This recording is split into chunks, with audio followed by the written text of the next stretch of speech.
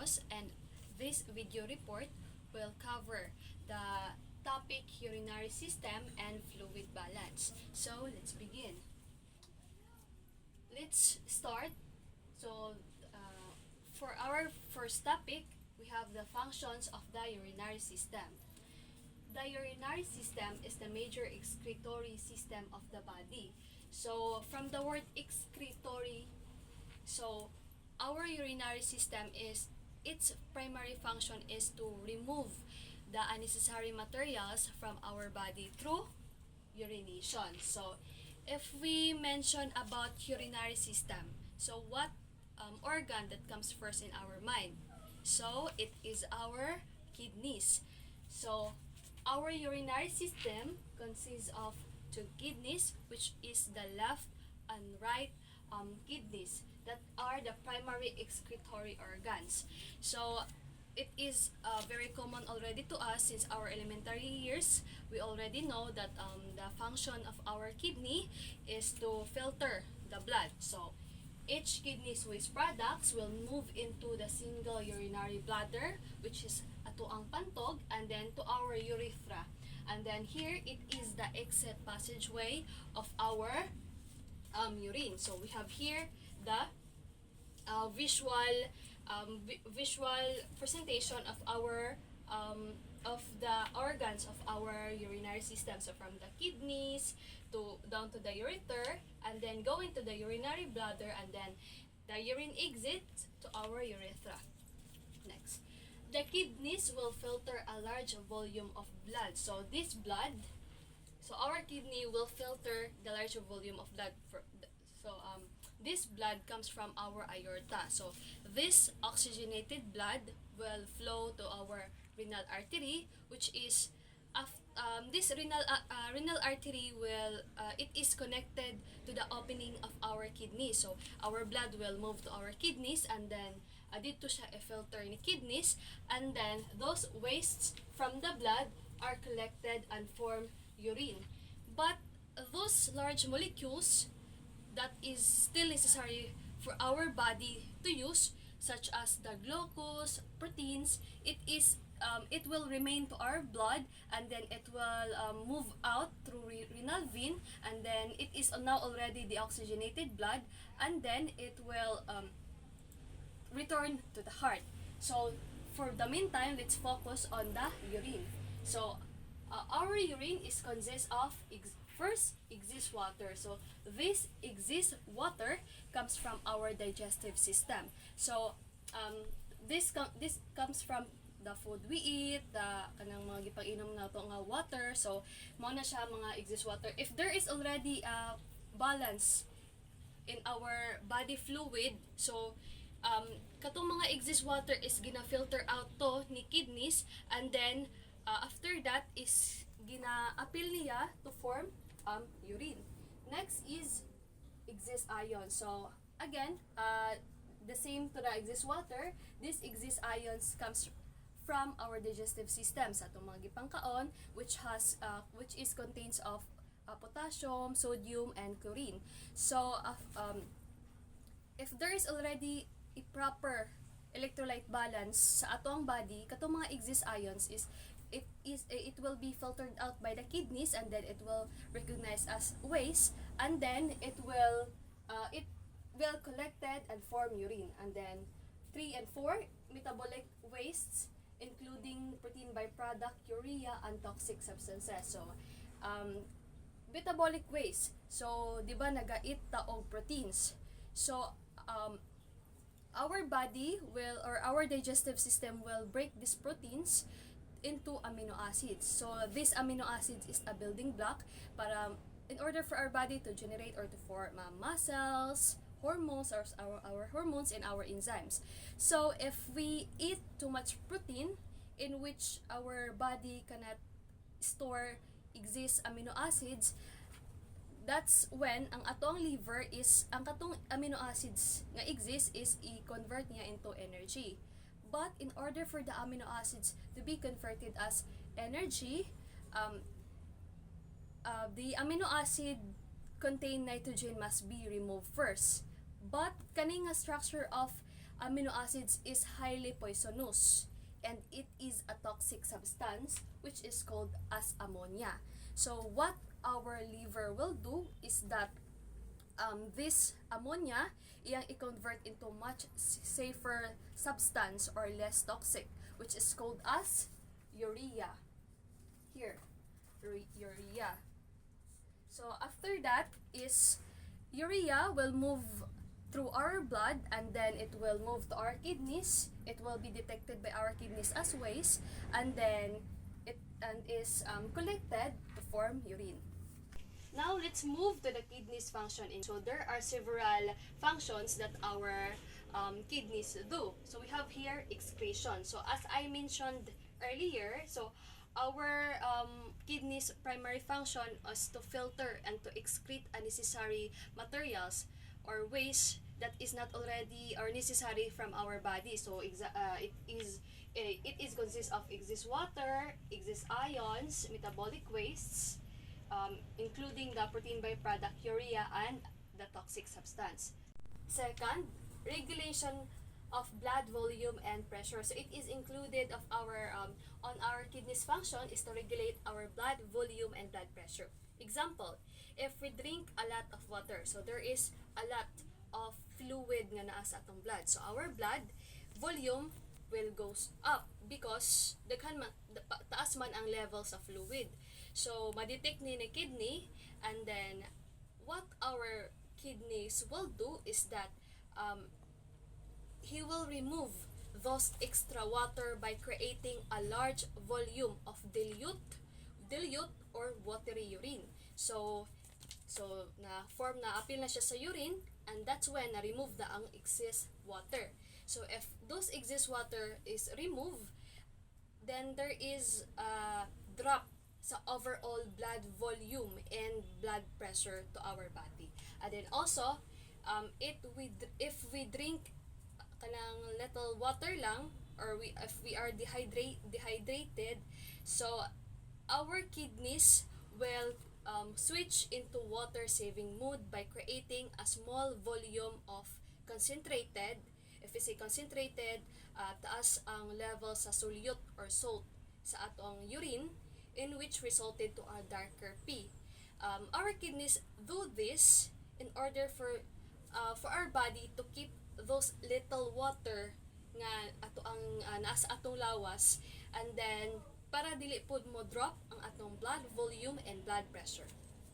Third, regulation of the concentration of solutes in the blood. So it is the third function of our kidney, in which our kidneys also regulates those major ions and molecules in our blood, such as potassium ions, sodium ions, and calcium ions. Fourth, regulation of extracellular fluid pH. So our kidneys also regulate our extracellular fluid pH, in which our body's normal range at ang pH level is within the narrow range of 7.35 to 7.45. And so if we say acidic, so if acidic na kayo ang atong blood, that's when i-recognize to ni kidney nga acidic na ka itong blood. So ang katong mga excess nga hydrogen ions is iyatong i-expel, iyahang i-remove ni blood, and then collected siya, and then will be part of the urine. Number 5, regulation of red blood cell synthesis. So it is included to our kidneys function also is to regulate our red blood cell synthesis, in which our kidneys will secrete erythropoietin. It is a hormone in our bone marrow, in which it synthesizes our red blood cell. And then lastly, number 6, regulation of vitamin D synthesis. So it is also included on our kidneys function.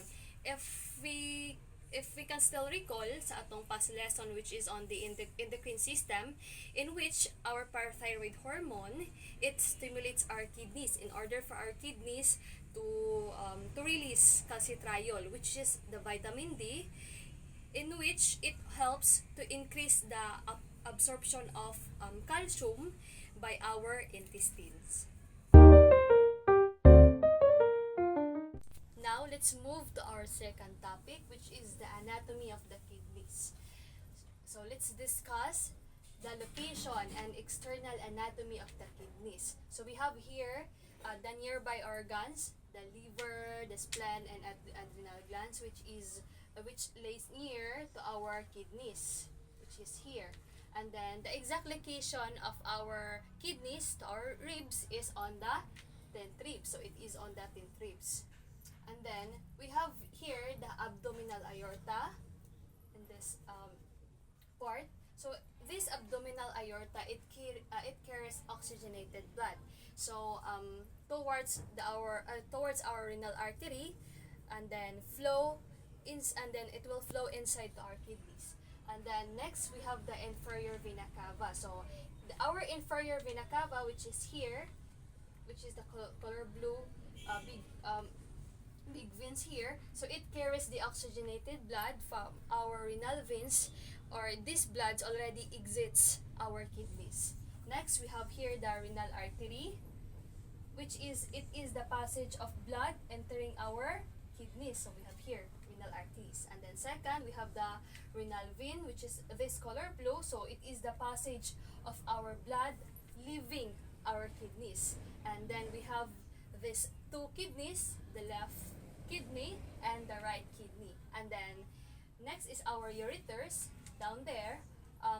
Ureters, it is where our where collected waste waste substances, or katong mga excess nga unnecessary materials from our body are collected and is called urine. And then pass moving into the urinary bladder, which is here. Single urinary bladder ang atong pantog, in which urinary bladder where our urine is stored before excretion. And then lastly, our urethra, which is where our urine is expelled. So let's move.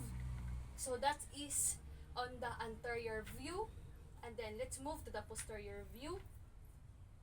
First, we have the body wall here. So our body wall encloses cavity, and which is here, and its organs. And then we have here the which is this covering a color blue. It is called as parietal peritoneum. And then the parietal cavity, which is kaning hollow space here, it is called parietal cavity. So our parietal peritoneum and parietal cavity, it provides structural support and lubrication sa insides, sa organs sa our body, to minimize friction when we move. So bisag matingala ka, bisag unsaon mo kiat, dili jud na sila magmix diha. It is because of our parietal peritoneum and peritoneal cavity. Next, we have the liver, the inferior vena cava, the abdominal aorta, which is here the color red nga blood vessel, psoas major muscle, and then our vertebra, which is our backbone, and our back muscle, the red one here.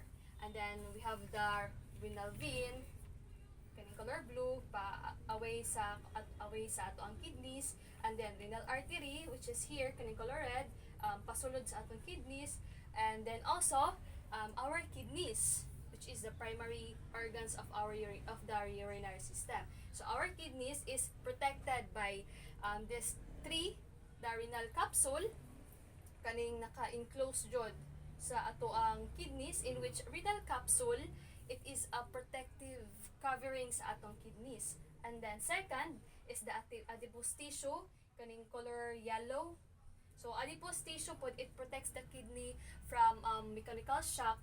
Misang magkiat ta, dili jud na siya mauyog inside ang our kidneys. And then lastly is the renal fascia, kaning color blue nga nagatuyok sa atong two kidneys. So renal fascia, it anchors the kidney to the surrounding structures. So location, it is called as retroperitoneal. So our kidney is called as retroperitoneal and flank with vertebral column, or meaning na ay two ribs or na ribs on each sides of our kidneys. So its structure, it is bean-shaped, or bean-shaped organs protected by renal capsule, adipose tissue, and renal fascia. So that our kidneys is about the size of our clenched fist. So inani kada ka atong kidneys.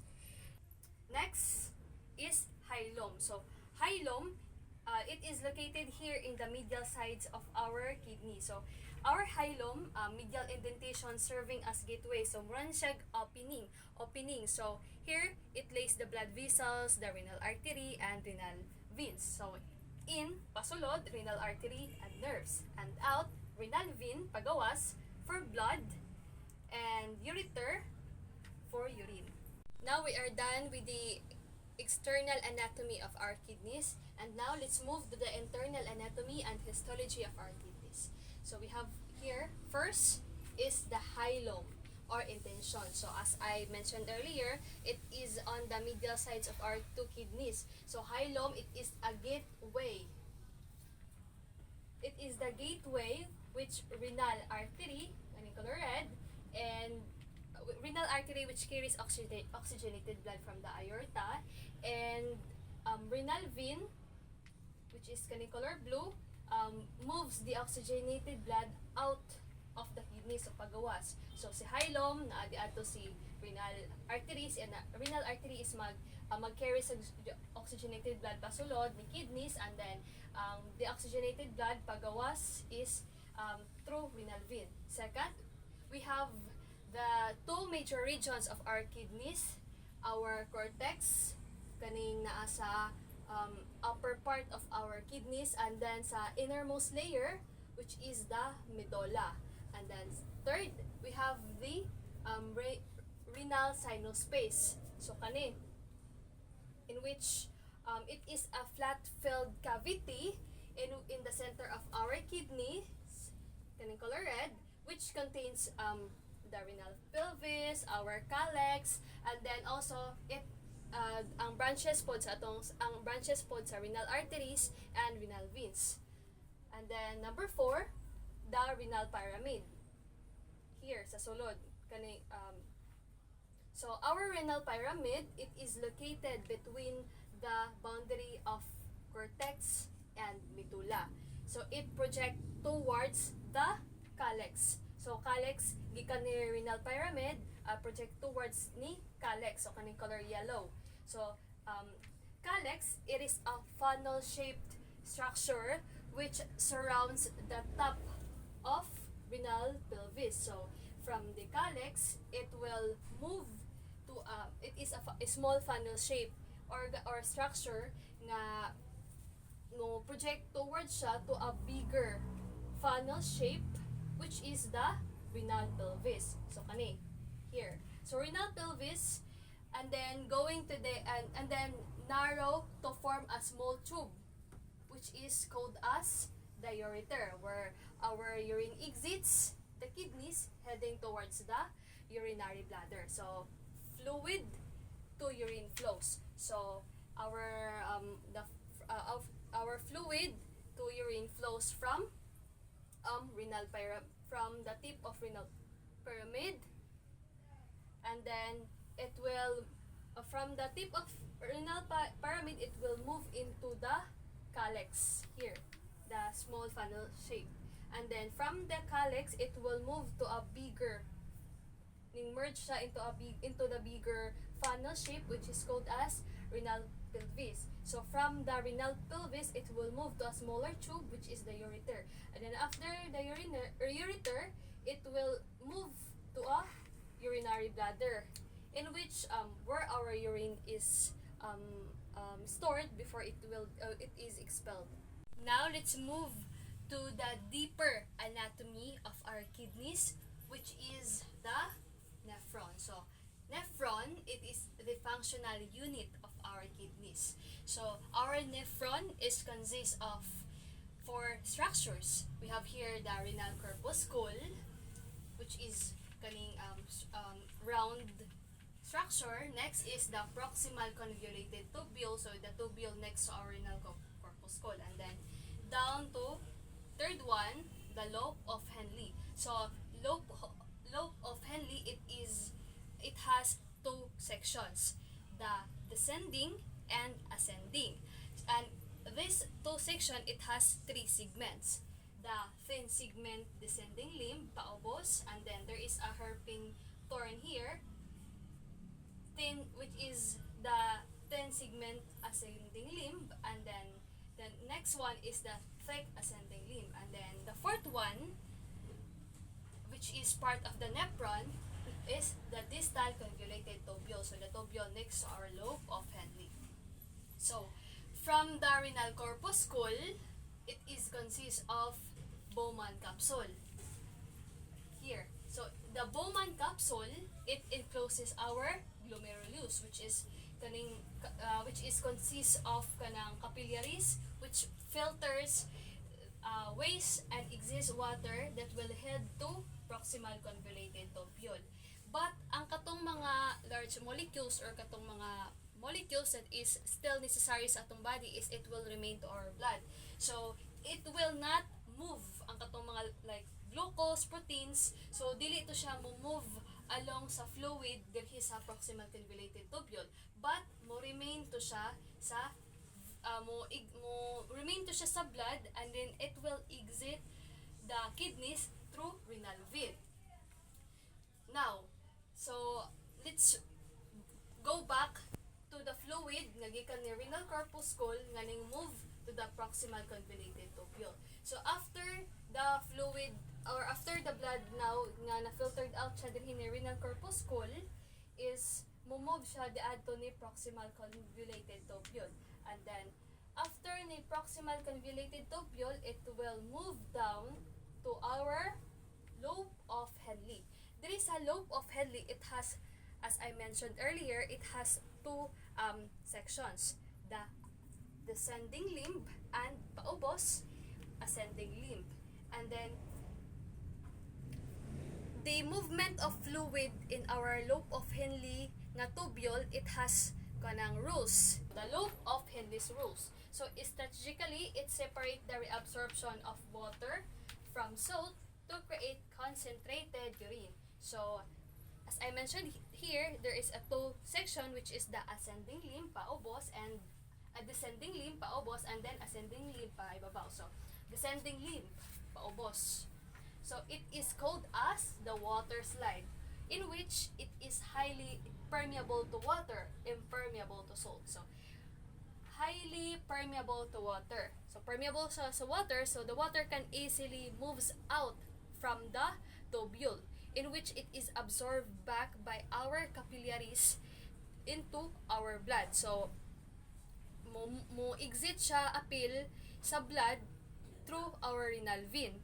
And then it is also impermeable to solute, meaning ang katong mga na-remain nga fluid sa tubule, di man sila makagawa sa tubule because it is impermeable to solute kaning sa paubos.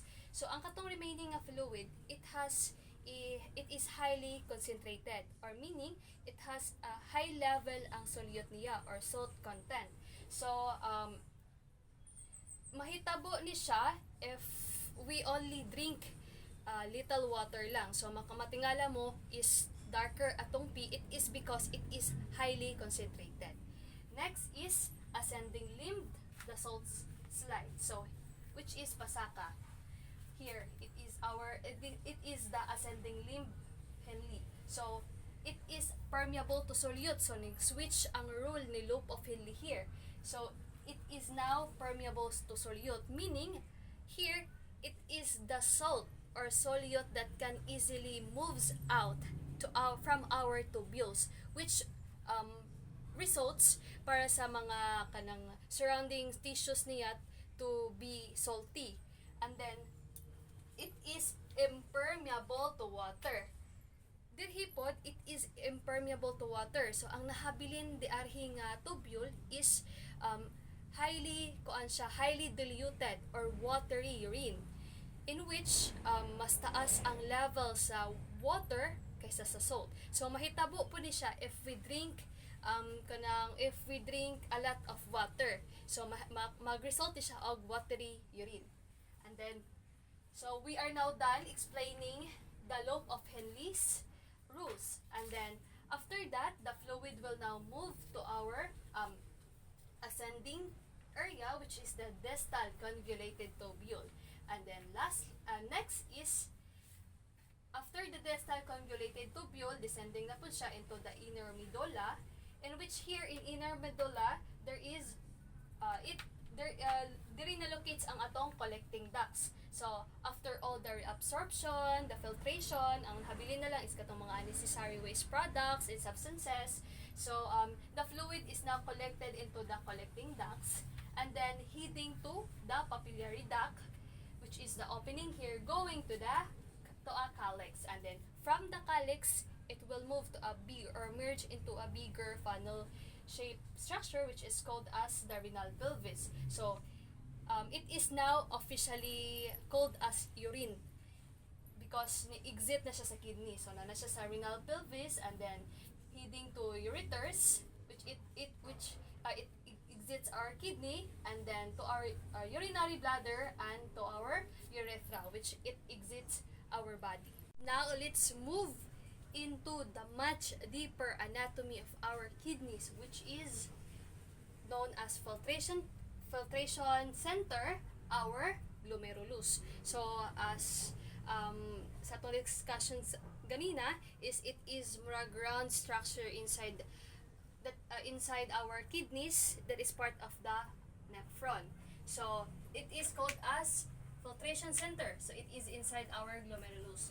So it is generally called as the filtration membrane. So our filtration membrane, it has three filters, which is first capillary endothelium, basement membrane, and podocyte cell process. So these three structures is na po siya level of filtration nga ilahang for their action.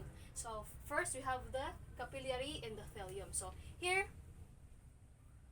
capillary endothelium kani siya, it allow rapid passage of fluid and small solutes but gina-retain niya ang blood. So second, basement membrane kaning thin nga color yellow here. Basement membrane function is iya pong gi-restricts tong molecule which is larger than 8 nanometer. And then third one, podocyte cell process. So kaning color violet here, which is larger than the other. So the podocyte cell process, it is the final but most selective filter sa ato ang glomerulus, in which it prevent large proteins such as especially ang atong albumin from entering the urine. Next is we have the blood flow. So for the blood flow inside the glomerulus. So first we have the afferent arteriole. Afferent arteriole. It brings blood to the glomerulus. And then next we have the efferent arteriole. So pagawas glomerulus. So it brings blood away from our glomerulus. And then third, we have the juxtaglomerular apparatus. So juxtaglomerular apparatus, it has two sections or parts. We have here the macula densa and juxtaglomerular cells. So si macula densa, it is called as the sensor. So ang iyang function is si macula densa na siya sa ang distal convoluted tubule. So if ma-sense niya, so it monitors ang sodium chloride levels sa atong blood. So if nga kanang nagapas sa atong distal convoluted tubule, so if low ang sodium levels niya, is mo-send siya og signal diadto ni juxtaglomerular cells. So juxtaglomerular cells is located siya sa atong afferent arteriole. So si juxtaglomerular cells po siya ang the regulator. So siya ang mag-receive sa signals. So after niya ma-receive ang signals, our juxtaglomerular cells will respond into two ways. First is mo-release siya og renin. So it is a hormone that raises blood pressure throughout sa atong body. And then second niya nga respond is i-widen niya ang blood vessels that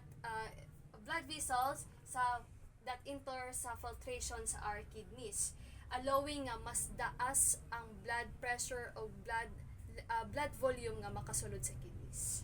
Now let's move to the last topic of our kidneys anatomy, which is the arteries and veins. So it is the renal blood flow pathway. So we have here, the first one is the renal artery. So renal artery, from blood comes from our aorta, flows to our renal artery, and then it is deoxygenated blood from our aorta, and then it flows going to the inside of our kidneys. And then second, our blood will then flow to the interlobar artery. So it passes between the renal pyramids.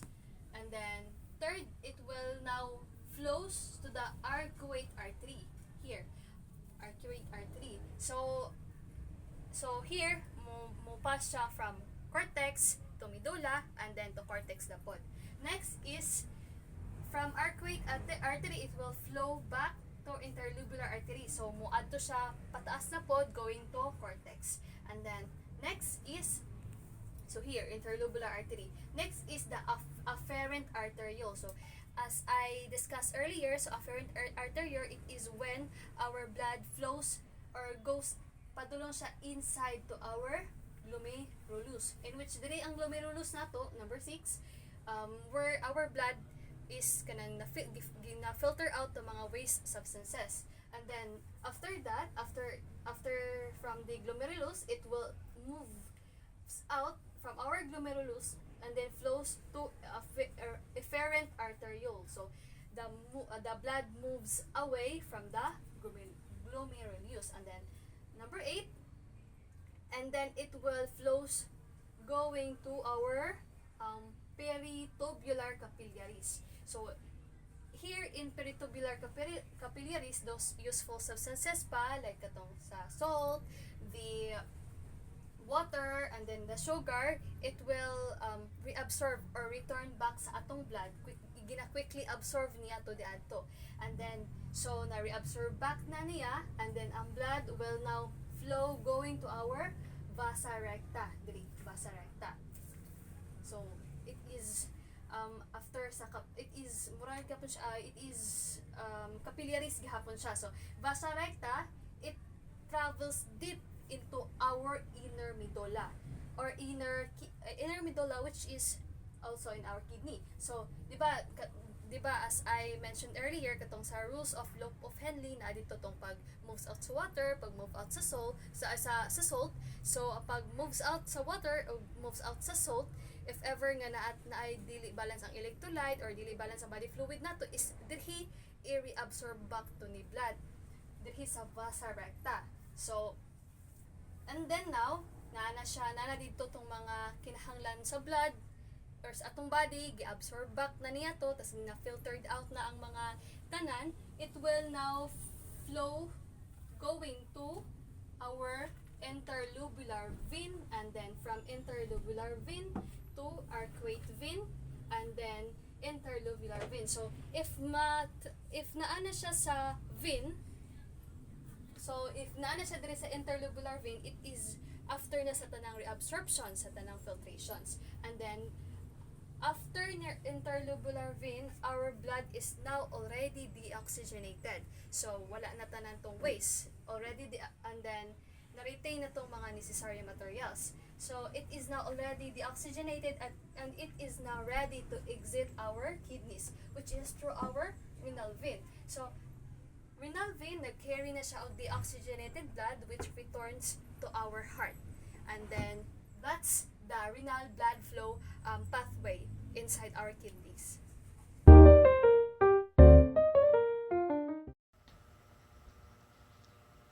Good day everyone, I am Meral Glasa, and today I will discussing it's about how urine formation. So we have three major processes of urine formation. First, we have filtration. Second is tubular reabsorption and secretion. So I will discussing it before I'm reading this ang kanilang mga kahulugan. So filtration is blood pressure in the glomerular capillaries forces fluid and small molecules out of the blood into the Bowman capsule. And the second is cells throughout the nephron move substances from the filtrate back into the blood in the peritubular capillaries. And lastly, secretion excuse me. Secretion, certain tubule cells actively transport solutes from the blood into the filtrate. So I will discuss it. So this is the structure of nape horn. So this is the structure of nape horn. Nape horn is a tiny structure in the kidneys. So first, so can you see it? This red. This is a renal artery.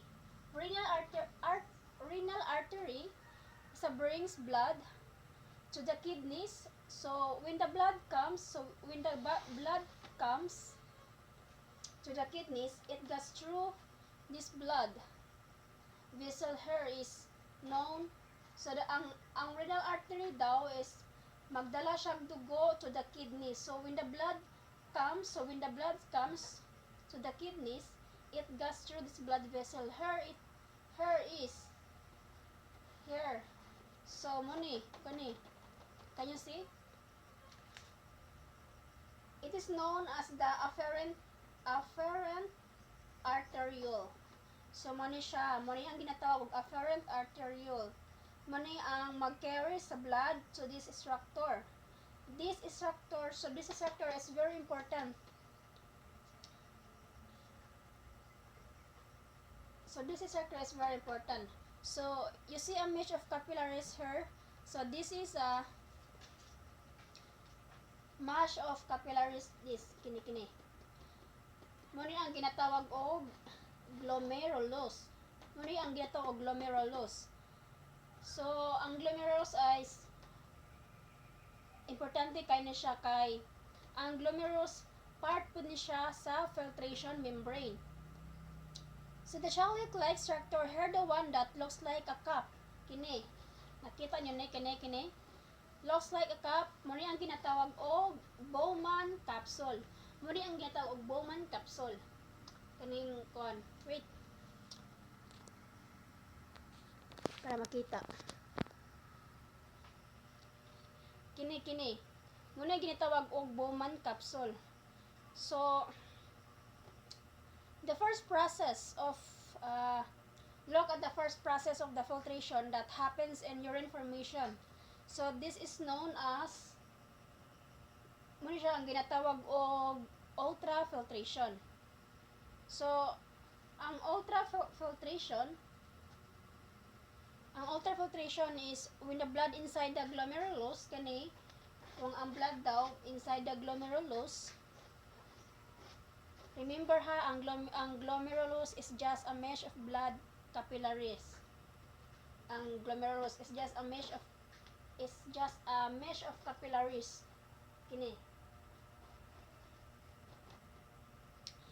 And then next tayo. From the glomerulus, the blood is going to step out. It will be forced out into the Bowman capsule. Kining color brown, kining akong koloran, mo out siya into the Bowman capsule. So ang tanang duguan niyang all the blood to be forced out, hers is going to be filtered out. Yes. Mag-filter siya kay sa Bowman capsule. Pag mugawas ning glomerulus kaning mga dugo, ng kining mesh of capillaries is to be forced out here, it's going to be filtered out. So the only particles that the only particles that are not large enough to pass through are the RBC or red blood cells, as well as the plasma protein. These particles are too large to be filtered, and therefore they will remain in the blood. So whatever has been filtered is filtrate. Remember that. So this filtrate has special name, glomerular filtrate. Glomerular filtrate kini. Muna ginatawag og glomerular filtrate. So this is what happens after ang ultrafiltration. So this is what happens after ultrafiltration. So what causes this to happen? Unsay cause nganong mahitabo ni? So how come the blood plasma is forced out of the glomerulus? Forced out of the glomerulus into the Bowman capsule. How come? Because the efferent arteriole kini this is the afferent arteriole. Efferent kaning color red. Mo siya ugat-ugat. Because the efferent arteriole actually has a larger diameter, yes, compared the efferent arteriole. This is a larger diameter compared the. So after the glomerulus has special known as efferent arteriole, has small diameter compared to afferent arteriole. Because of this, there will be high hydrostatic pressure of blood inside the glomerulus. Excuse me. Inside the glomerulus. So the blood glomerulus is under high hydrostatic pressure, which forces the plasma out, except of red blood cells as well as plasma protein. What happens to the glomerular filtrate? Unsay mahitabo kung ang glomerular filtrate? So the glomerular kini will then enter these twisted tubules. Kini will there enter these twisted tubules. Kita ko yung liko-liko. Kani liko-liko. So kini siya kaning duha ka likos-likos nga mga kuan mo ang gitawag og convoluted tubule. So kaning first nga akong gitudlo na sila lahi nga pangalan based in their position. Kani siya mo na ang gitawag og proximal convoluted tubule. Kini is mo na ang gitawag og distal convoluted. So remember ha, this is a proximal and distal. So ang kini ko ang ginakong gitudlo kani mo ni ang ginatawag og loop of handling. Remember mo ni siya ang proximal, this is a distal and loop of handling. So kining tulo is mo ni ang ginatawag og renal tubules. Kaning tulo mo nang gitawag og renal tubules. And then second, we'll discuss the reabsorption. So back into the blood, they are in tubules. So the glomerulus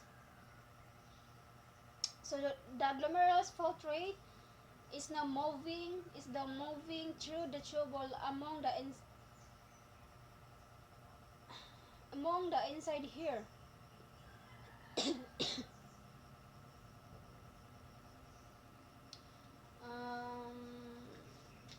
Wait.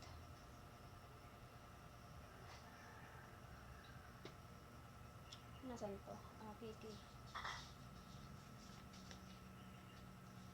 So this di ba mo ni siya? Mo ni ang Bowman capsule, then glomerular filtrate, then kining sodium ions here, what happens go back to the blood by active transport. So as sodium is being reabsorbed, ang kaning sodium is being reabsorbed kini gana. This is a sodium ions. So follow the chlorine ions. We have every absorption of sodium and chloride. So follow the passively through passive diffusion. So this process right here is going to the water potential. So ang blood capillary is a higher solute concentration. So water is going to float down.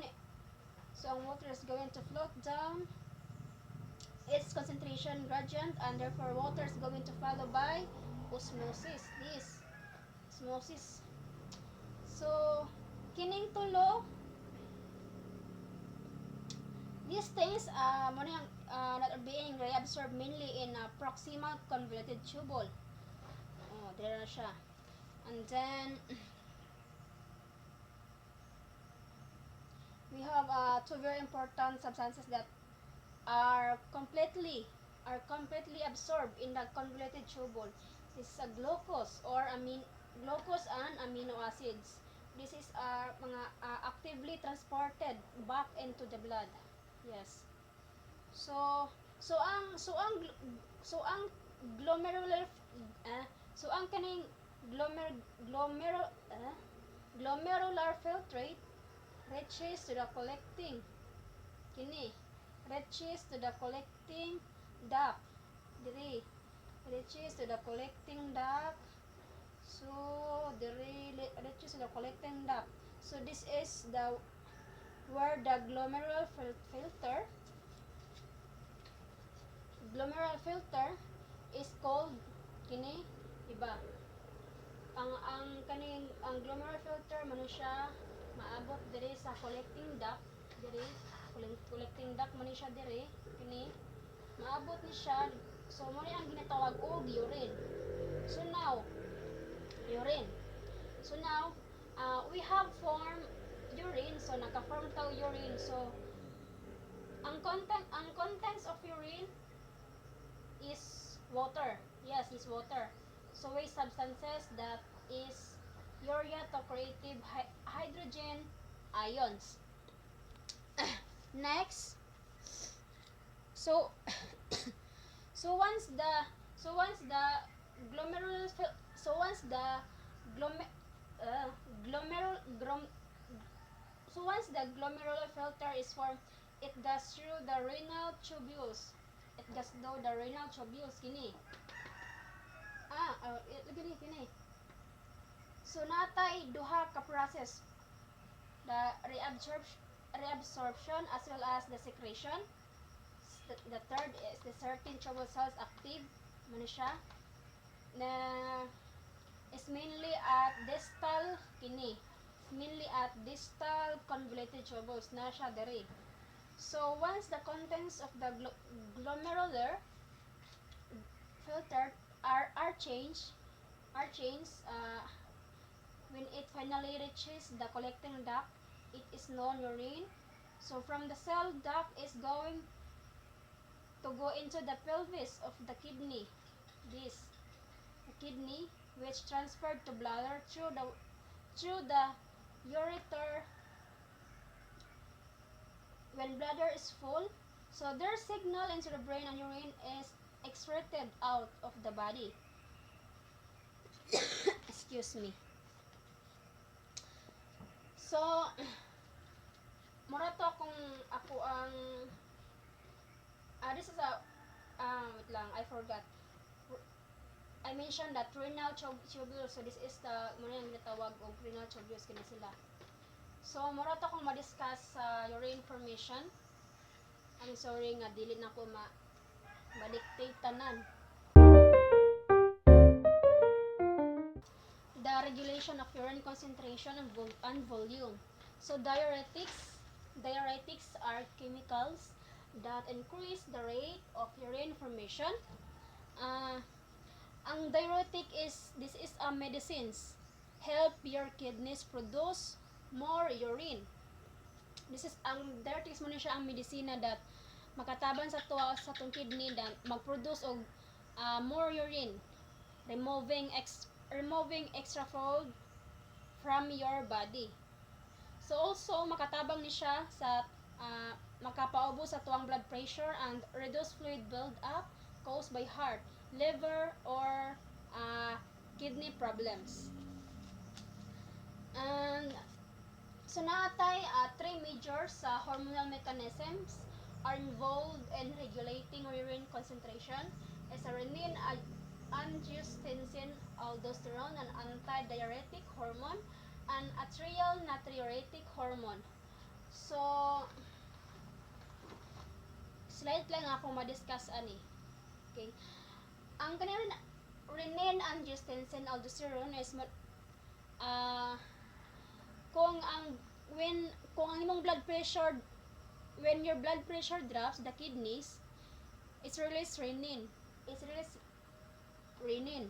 So which triggers a cascade that produces angiotensin, leading to vasoconstriction and the release of aldosterone. So ang kaning aldosterone, this is a signal. Mm. So this is a signal. So I will discuss ang mag-release ang renin kung ang blood pressure maubos siya, or when blood pressure falls, the kidneys release the enzyme renin. So kung ang angiotensin ma-form siya, kung ang renin mo-convert siya into a protein from the liver, ang angiotensin gene into angiotensin. So that's all for my assigned topic. Good day everyone, my name is Nova Jane Malasarfi. So today I will discuss the urine movement, anatomy and histology of the ureters, urinary bladder, and the urethra. Ureters, ureters are two tubes that carry urine from the kidneys to the urinary bladder. So this is our ureters that carries urine from the kidneys to the urinary bladder. Then, urinary bladder serve as the hollow muscular sac that store urine until it is ready to be released. So, ang urinary bladder na to is, maano siya ang nag-store sa urine na to. Then, it holds few ml up to maximum of 1,000 ml. If ever nga ma-reach ang few hundred ml, then ang urinary bladder is mag-send siya signals dito sa atong brain para ready na i-release ang atong urine. Then the urethra is the passage that carries urine from the bladder to the outside of the body. So ang urethra na to is mauni siya ang kanang tubes nga nakakonik sa atong bladder paingon sa atong gawas. So sa lalaki pa magamit siya sa semen. Then ang male urethra is nag-extend siya into the penis to the outside where it is open. Then ang female urethra is shorter than the male urethra, kaya ang female urethra is nag-approximately lang siya of 4 cm kaysa sa lalaki nga urethra nga nag-approximately siya 20 cm. Then ang trigone, the triangle shape portion of the urinary bladder located between the opening of ureters and the opening of urethra. So ang trigone, mao ni siya ang kaning triangle shape, mao ni siya ang nagpadiretso sa ihi o nagpugong sa ihi para dili siya mo backflow. So this is the hormonal regulation of blood volume and its effect on the urine volume and concentration. We have here the two conditions, the high blood volume and the low blood volume. So the hormonal response of the high blood volume is nag-stop siya release of ADH or antidiuretic hormone, then nag-stop siya og release of aldosterone, then nag-release siya of ANH, which is the atrial natriuretic hormone. Then ang iyang urine volume is more urine siya, kundi puro siya dilute. Pure nga urine, walay sagol tubig. Then ang blood volume and pressures is nag-decrease. Then ang low blood volume niya is ang hormonal response is nag-release siya of ADH, nag-release siya of aldosterone, and nawala siya and nag-stop siya release of ANH. Then ang urine volume niya is less urine concentrated, which mean nga mas kadhan ang tubig. So ang blood volume and pressures niya is nag-increase. So internal urethral sphincter prevents urine leakage from the urinary bladder. So ang internal urethral sphincter is usa ni siya ka muscle nga ring shape nga naa sa exit sa atong bladder. Then kani siya is automatic involuntary, kumbaga dili nimo siya kontrolado. Then mausab ni siya ang mag-close para dili malik ang atong urine. Then ma-open rin siya kung mag-send na og signals ang atoang brain. Then ang external urethral sphincter form of skeletal muscles allow voluntarily control over urination. So ang kaning external is kumbaga usa ni siya ka skeletal muscle nga kumbaga kita mo ay nag-control mo kung mo-decide, kita pud mo-decide kung ihi ka nato or dili ta mo ihi. Then lithotripsy, a common treatment for kidney stone. Ang lithotripsy is isa ni siya ka ultrasound techniques para mag-pulverize sa ato ang kidney stone, then para sayo na siya ang agi sa ato ang urethra. So micturation's reflex is activated by stretch of the urinary wall. So ang micturation's reflex or urinary process is ma-activate ra siya kung ang atong bladder is mapuno sa ihi, then mo-stretch ang urinary wall. So paunsa pa ni mahitabo ang micturation reflex or urination process. So we have here the control of the micturations reversed by the higher brain of centers. So ang ascending pathways or signal paingon sa taas is kung ang bladder nato mapuno is ma-stretch siya ang ang urinary wall. Then magsend siya og action potential sa spinal cord paingon sa pons o sa cerebro. So ang descending pathways is mao siya ang signal paubos. Kung ang cerebrum is mao siya magpugong kung gusto na ba ka muuhi or dili. It tells the spinal cord to hold that urine to prevent the reflex. Pero kung gusto na siya muuhi, ang cerebrum is mag-send siya signal paubos para i-release ang urine. So the micturition reflex ay kung ang bladder puno mo stretch ni siya, mo stretch. Then, send signal siya sa spinal cord. Ang spinal cord automatically makes the bladder contract and opens the external sphincter. Then, ang brain na yun, it's either mo stop siya or ipadayod niya ang kung gusto na i-allow ka niya para muihi. Pero kung mo-decide ka nga muihi, ang brain siya is imuon niyang ipa-relax ang sphincter para ang ihi is mo flow siya. So, body fluid compartment. Total body weight, approximately 60% of an adult male's body weight and 50% of an adult female body weight is water. So, ang smaller percentage sa body weight kay naa sa babae kay it's because females generally have kanang mas taas siya og body fat kisa sa adult male. So the body fluid have two major compartments. The intracellular fluid compartment and the extracellular fluid compartment. So ang intracellular fluid compartment contains about 2/3 of the total body water. It includes the fluid inside also. So ang intracellular daw is na-contain siya og 2/3 sa mga tubig sa atong lawas. Ang intracellular is sa kanang fluid nga naa sa atong lawas like muscle cells, nerve cells, o kanang blood cells kay nag-contain siya og fluid. Then ang intracellular is nag-help sa cells to do their work like sending signals, making energy, or making balance. So, the extracellular fluid compartment contains about 1/3 of the total body water. It includes the interstitial fluid, plasma fluid, and the lymphatic vessels. So, ang intracellular is mauni siya ang nag-allow siya para ang nutrients, dayon, para oxygen nutrients is magpadulong or nag-help siya para padulong or pasulod sa lawas. So the fluid compositions, intracellular fluid, kay high siya in potassium, magnesium, phosphate, and sulfate.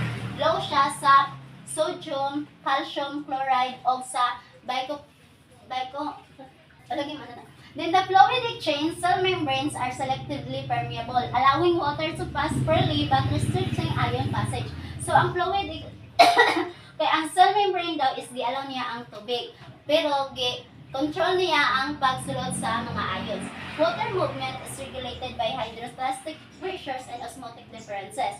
So, ang water daw, control siya sa pressures and concentration. Ang pressure is nag-pulse siya nagpagawa sa tubig, while ang concentration is nagpasulod siya sa tubig. Then, ang osmosis controls water movement between intracellular and extracellular spaces.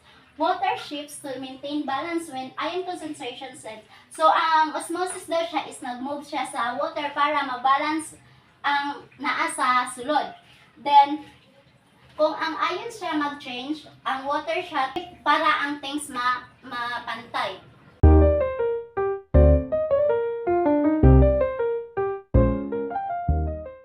Good day, ma'am. I am Mary Jean P. Lumpo, and I am the last reporter about the urinary system. So now, let's talk about the regulations of acid-base balance. So the body fluid pH is maintained between 7.35 and 7.45. Any deviations from the range is life-threatening, meaning ang atuang body fluid is kailangan mag-maintain og 7.35 and 7.45. Kaya kung dili na siya mag-maintain, it causes nga atuang body fluid is dili na siya normal ug atuang kidney is nadaot na. Ang naitulo ka buok pH or body fluids na kailangan nato ma-maintain, which is tulo ni sila ka buok. First is ang vapors. Ang vapors mao ni siya ang chemical blood nga mag-neutralize kung sobra na atuang acid sa atong lawas. Ang iyang example is bicarbonate vapors, proteins, and phosphate vapors. Ang ikaduha is ang respiratory system. Ang respiratory system mao ni siya ang lungs mo control sa carbon dioxide, daghang carbon dioxide acidic. Kung acidic ang dugo, paspas ang ginawa para ma-release ang carbon dioxide. Ang ikatulo is ang kidneys. Ang kidneys mo ni sila ang hinay mo work pero pinaka-strong o pinaka-powerful. So now, sa hemodialysis, muposita sa hemodialysis. So ang hemodialysis di ay muna siya is a substitute for the excretory functions of the kidneys.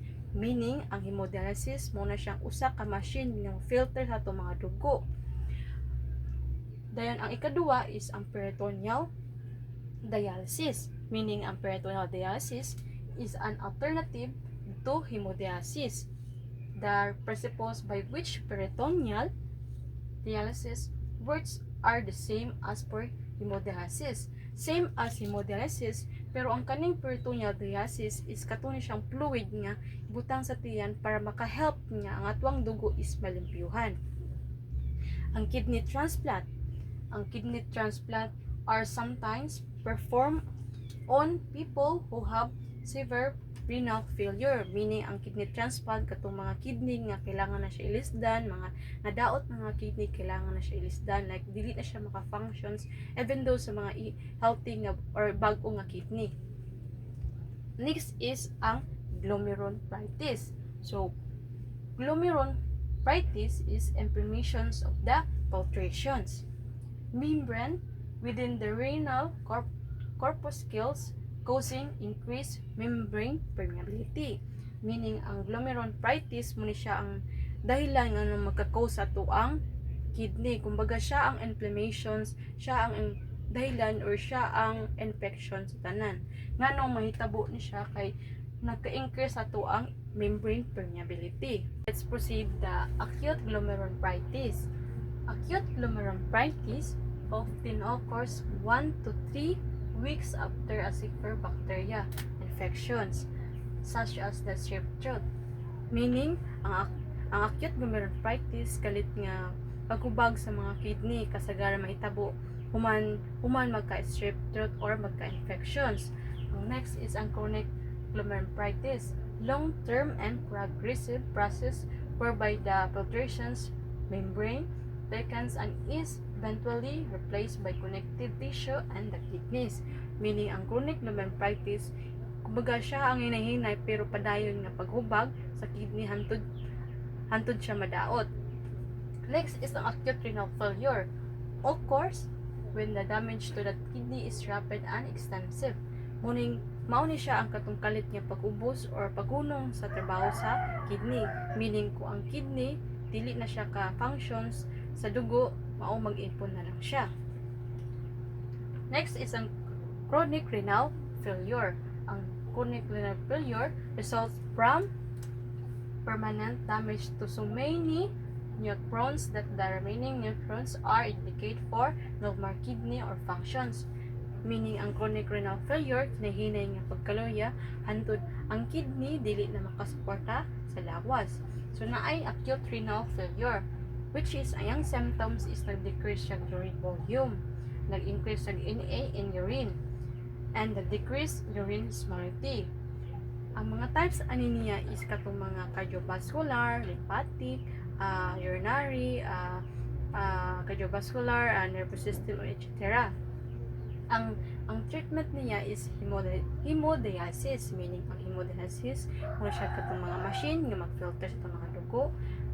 Next is ang kidney transplant, katong ang kidney kailangan na siya ilistan, ginadaot na. So acidosis occurs when the blood pH falls below to 7.35. The central nervous system malfunctions and the individuals becomes disoriented, meaning acidosis, meaning kung ang blood pH mo ubos sa 7.35, ang lawas mahimong maluya, ang lawas malibog kung acidic na ba, ana siya. So next is acidosis, which is acidosis na ay duha ka buok types, which is ang respiratory acidosis. Respiratory acidosis result when the respiratory system is unable to eliminate adequate amount of carbon dioxide. Carbon dioxide magpundo mo acidic ang dugo. Ang second is ang metabolic acidosis, meaning result from the excess productions of acidic substance such as lactic acid and ketone bodies.